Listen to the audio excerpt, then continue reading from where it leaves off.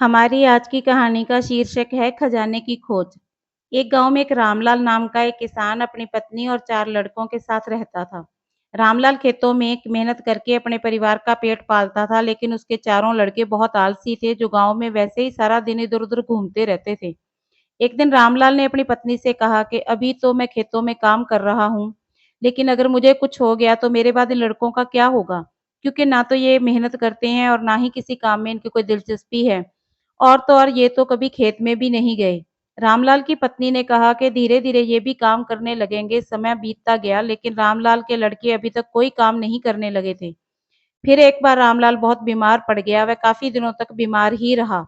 उसने अपनी पत्नी को कहा कि वह चारों लड़कों को बुलाकर लाए। उसकी पत्नी चारों लड़कों को बुलाकर लाई। रामलाल ने कहा कि लगता है कि मैं अब ज़्यादा दिनों तक जिंदा नहीं रहूँगा।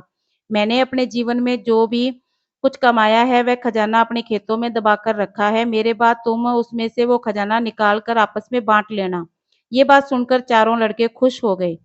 कुछ समय बाद रामलाल की मृत्यु हो गई। रामलाल की मृत्यु के कुछ दिनों बाद उसके लड़के खेत में दबा खजाना निकालने गए। उन्होंने सुबह से लेकर शाम तक सारा खेत खोद दिया, लेकिन उनको कोई कोई भी खजाना नजर नहीं आया।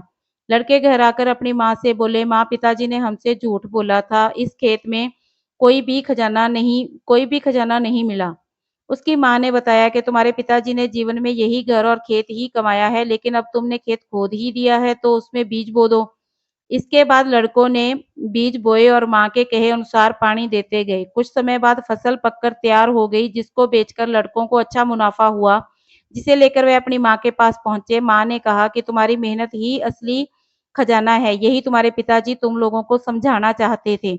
तो हमें इस कहानी से सीख मिलती है कि हमें आलस्य को त्याग कर मेहनत करनी चाहिए।